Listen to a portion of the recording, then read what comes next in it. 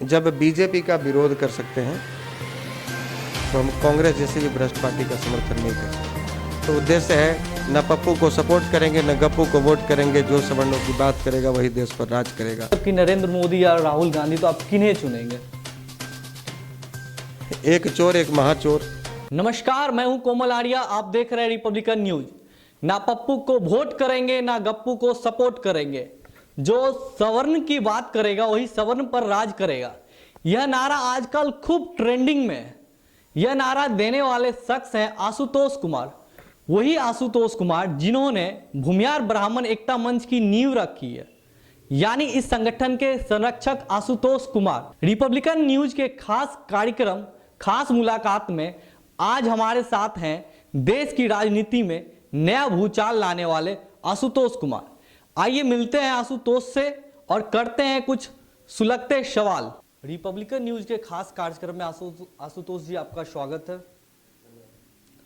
सवर्ण के लिए आर्थिक आधार पर 10% का आरक्षण तय किया गया है। अब तो मोदी जी को आप धन्यवाद देंगे? जी बिल्कुल, धन्यवाद तो जरूर देंगे, लेकिन धन्यवाद 10% आरक्षण के लिए नहीं देंगे। धन्यवाद इसलिए देंगे कि राजनीतिक रूप से अछूत सवर्ण समाज को कम से कम उसकी पीड़ा को समझने का जो प्रयास इन्होंने किया, या फिर जो एक सवर्ण संगठनों द्वारा, जो आप देख सकते हैं कि कन्याकुमारी से लेकर जम्मू कश्मीर तक एक जो भूचाल मचा हुआ था देश में, जातिगत आरक्षण के विरोध में, आर्थिक आरक्षण की मांग को लेकर, सवर्णों के लिए आरक्षण की मांग को लेकर, उसमें उस आग में घी डालने का काम जरूर मोदी जी ने किया है। इसके लिए मैं उन्हें फिर से एक बार धन्यवाद देना चाहूँगा। प्रतिशत आरक्षण को आप सवर्णों के विरोध की जीत मानते हैं या मंजिल अभी भी दूर है? देखिए, 10% आरक्षण, वो भी शर्त के साथ में। मतलब शर्त भी ऐसा कि अगर आपके पास 5 लाख तक की ज़मीन है तो आपको आरक्षण नहीं मिलेगा। आपके पास 1000 स्क्वायर फुट से ज़्यादा ज़मीन है, मकान है, तो आपको आरक्षण नहीं मिला। ये शर्त, इसमें कितने प्रतिशत लोग लाभान्वित होंगे? दूसरी बात है कि सवर्ण समाज की जितनी आबादी है, 35% आबादी है कम से कम, एक सर्वे के मुताबिक।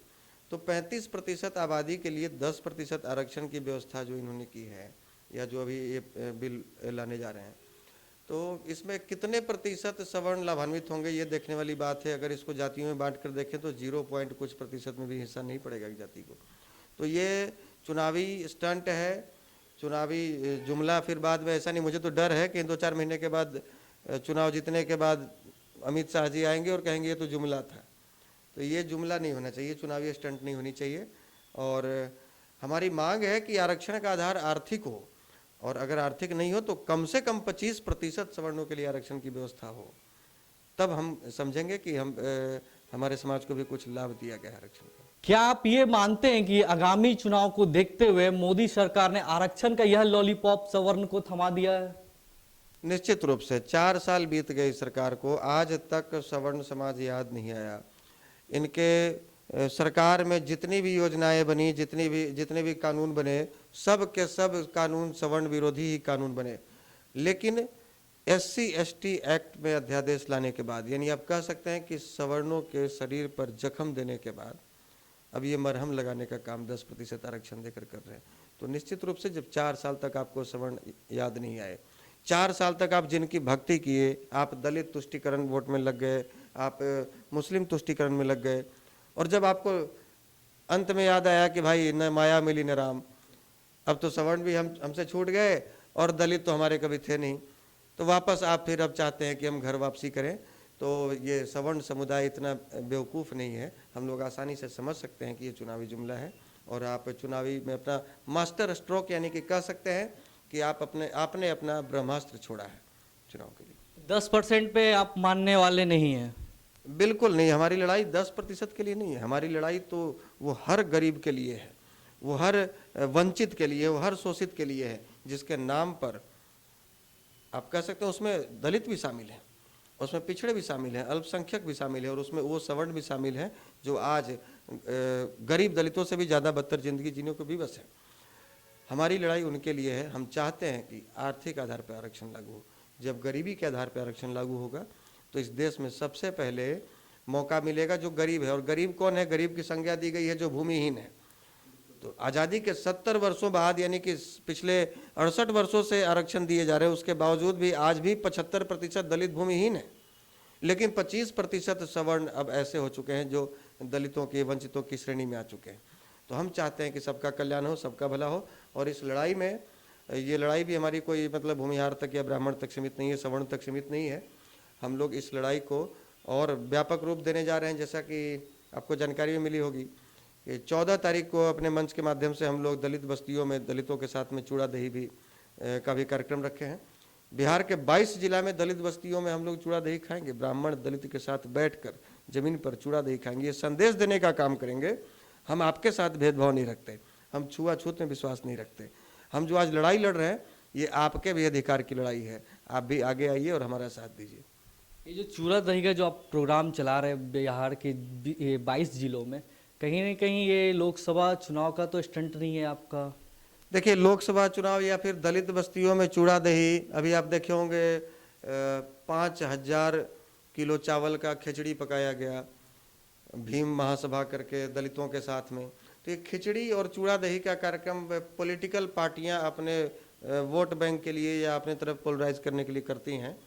हम एक गैर राजनीतिक संगठन से जुड़े हुए हैं, हमारा गैर राजनीतिक संगठन है, हमको कोई चुनाव या वोट से मतलब नहीं है।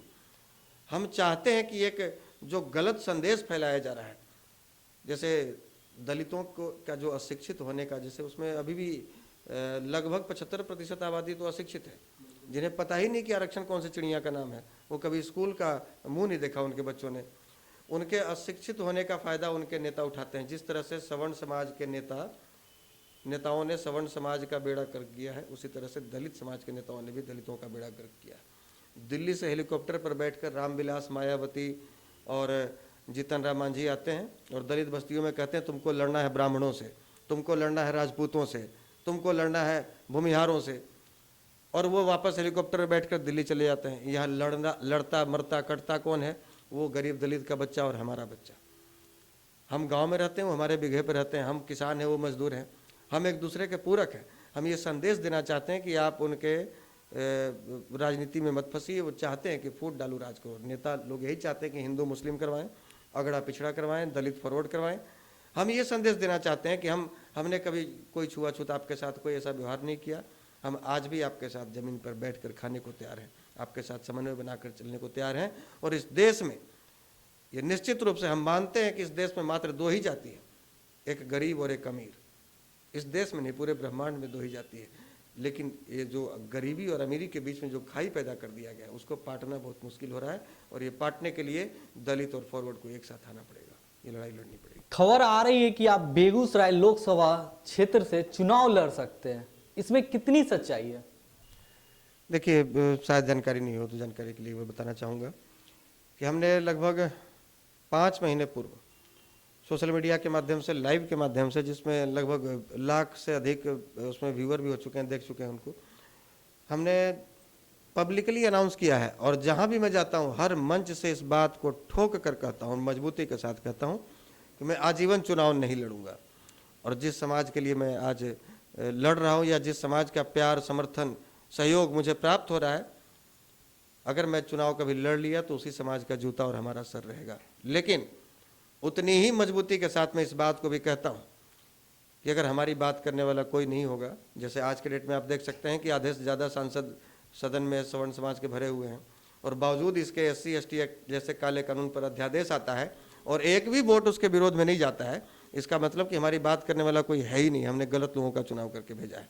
तो वैसे लोगों का चुनाव हम लोग जरूर चाहेंगे कि वैसे लोग चुनावी मैदान में आए जो राजनीति से ऊपर समाज नीति को रखे, जिसके दिल में कुर्सी से ज्यादा समाज प्यारा हो। लेकिन सवर्णों को आर्थिक आधार पर आरक्षण देने की बात तो बीजेपी के मैनिफेस्टो में भी था, फिर आप यह चुनावी स्टंट कैसे बतला सकते हैं? बीजेपी के मैनिफेस्टो में कभी इस बात को तो नहीं लाएगी कि सवर्णों को आर्थिक आधार पर आरक्षण दिया जाएगा। या आज तक पिछले 4 साल के बीजेपी के कार्यकाल में आप इतिहास उठाकर देख सकते हैं, पूरे दिन मीडिया में बैठकर और बकर बकर करते रहते हैं इनके संबित पात्रा जी। आज तक उनके मुंह से कभी सवर्ण समाज का नाम, सवर्ण शब्द कभी उनके मुंह से आज तक नहीं सुना होगा आपने। और अब कल क्या उनका इंटरव्यू देख रहा था वो बहस कर रहे थे किसी और पार्टी के नेता से कि भाई क्यों नहीं मिलना चाहिए सवर्णों को। तो भाई उनके आका का आदेश आया कि अब सवर्णों की भी बात करनी है, और आदेश भी कोई शौक से ये हमें 10% आरक्षण या 20% देने की बात नहीं कर रहे हैं। ये हमारा अधिकार है जिसे हम लोगों ने लड़कर हासिल किया है, और आगे अभी बहुत कुछ हासिल करना है। अगर आप बीजेपी का विरोध करते हैं तो समर्थन किसका करेंगे? किसी एक राष्ट्रीय पार्टी को तो चुना होगा आपने। हम जब बीजेपी का विरोध कर सकते हैं तो हम कांग्रेस जैसी भी भ्रष्ट पार्टी का समर्थन नहीं कर सकते हैं, सीधी सी बात है। फिलहाल जो उद्देश्य है, न पप्पू को सपोर्ट करेंगे न गप्पू को वोट करेंगे। जो सवर्णों की बात करेगा वही देश पर राज करेगा। तो जिसे सवर्ण वोट की जरूरत होगी वो सवर्णों की बात करेगा। लेकिन ये चुनावी जुमला नहीं कि चुनाव के समय आपको 10% आरक्षण दे दिए और कंडीशन रख दिए कि 5 लाख जमीन, 5 लाख से अधिक का जमीन हो, 1000 स्क्वायर फुट में मकान हो, उसको आरक्षण नहीं मिलेगा। ये क्या कंडीशन है? और रामविलास पासवान के पास 1.25 लाख करोड़ की पूंजी है, उसके बावजूद भी उनको मिले। जीतन राम मांझी के पास अपना हेलीकॉप्टर हो, उनको आरक्षण का लाभ मिले। मायावती के पास अरबों खरबों की संपत्ति, उसको आरक्षण का लाभ मिले। और जो बेचारा 2 कट्ठा जिसके पास ज़मीन है, शहर में अगर 1 कट्ठा भी ज़मीन है किसी के पास तो उस ज़मीन की कीमत 5-7 लाख रुपए होती है, और अगर गलती से 2 कट्ठा ज़मीन हो गया तो उसको आरक्षण का लाभ नहीं मिलेगा। तो ये निश्चित रूप से ये हमें लॉलीपॉप दिखाया जा रहा है, और इससे हमारे समाज को फायदा नहीं होने वाला जबकि नुकसान ही हो रहा है। अभी मोकामा विधायक अनंत सिंह मुंगेर से लोकसभा सीट से चुनाव लड़ने की बात कर रहे हैं, क्या आप उन्हें समर्थन करेंगे, और करेंगे तो किन शर्तों पे? देखिए, आपका सवाल भी जायज़ है और अच्छी बात है। अनंत सिंह जी के लिए हमने एक सोशल मीडिया पर पोस्ट भी डाला था कि अनंत सिंह जी को किसी पार्टी से चुनाव न लड़के निर्दलीय मैदान में आना चाहिए। और ये निर्दलीय, जिस तरह से निर्दलीय अगर ये चुनाव में आते हैं तो जिस तरह से मोकामा में इनका स्वागत हुआ था उसी तरह से मुंगेर में भी स्वागत होगा। और साथ ही साथ अनंत जी को भी मैं अपने तरफ से एक सुझाव सलाह जरूर देना चाहूँगा कि आप स्वतंत्र हैं, आपने इंडिपेंडेंट चुनाव जीता है, आपका अपना जनाधार है, समाज ने आपको सपोर्ट किया है, समाज ने आपको सदन में भेजा है बिना किसी पार्टी के सिंबल पर। तो आपके पास कोई पार्टी का बंधन नहीं था, आप कहीं राजद, जदयू, बीजेपी जैसे, कांग्रेस जैसी पार्टियों का बंधन नहीं था। आप स्वतंत्र थे समाज की बात रखने के लिए। लेकिन अब तक जहाँ तक देखने को आया है कि आपने कभी समाज की बात नहीं की है। तो निवेदन उनसे भी जरूर रहेगा कि अगर आप समाज के वोट की अपेक्षा रखते हैं कि समाज हमें जात के नाम पर वोट देगा, तो जात की बात करनी होगी, समाज की बात करनी होगी आपको।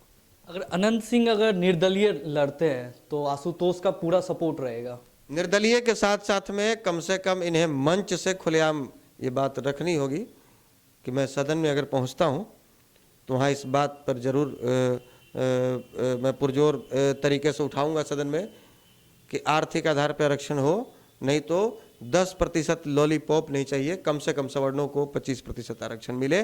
साथ ही साथ SC/ST एक्ट जैसे अध्यादेश आने के बाद जो दुरुपयोग हुआ है, तो SC/ST एक्ट में माननीय मुख्य न्यायाधीश दीपक मिश्रा जी के हिसाब से किसी के ऊपर भी अगर SC/ST एक्ट, हरिजन एक्ट लगता है तो पहले उसकी जांच होनी चाहिए। अगर वो दोषी है तो जेल होना चाहिए और निर्दोष है तो बेल होना चाहिए। अगर आपको 2 में से एक को चुनना पड़े, मतलब कि नरेंद्र मोदी या राहुल गांधी, तो आप किन्हें चुनेंगे? एक चोर एक महाचोर, मतलब एक तरफ कुआं दूसरे तरफ खाई वाली हिसाब है।